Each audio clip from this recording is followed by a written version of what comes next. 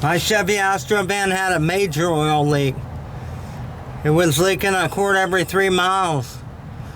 4.3 V6 in 1999. It's got 325,000 miles on it. My mechanic thought it was the rear main seal. He was going to change it for 300 bucks. He kept putting it off and putting it off. I got mad and went up under there.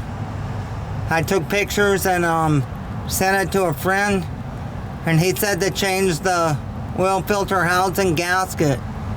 There's a paper gasket and a seal, and while I was at it, I changed this right here. There's a gasket in between there.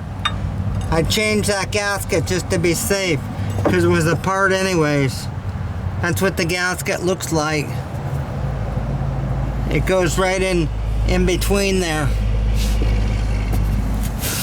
Since I changed the oil gasket, or the seal, the rubber one and the paper, and this one, I don't think this one ever leaked, but I wanted to change it because it was coming apart anyways.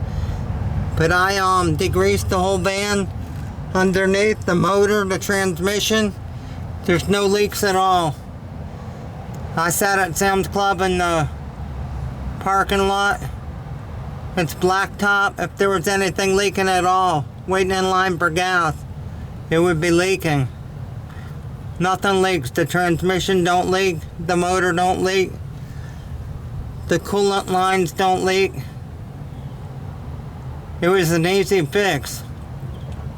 While I had it apart, I took and boiled that filter housing for about 2.5 hours in boiling hot water to clean it really good. I hate to think how much this Chevy garage would want to do the rear main seal. The mechanic could have told me he did the seal and only changed what I changed, and I would never have even known.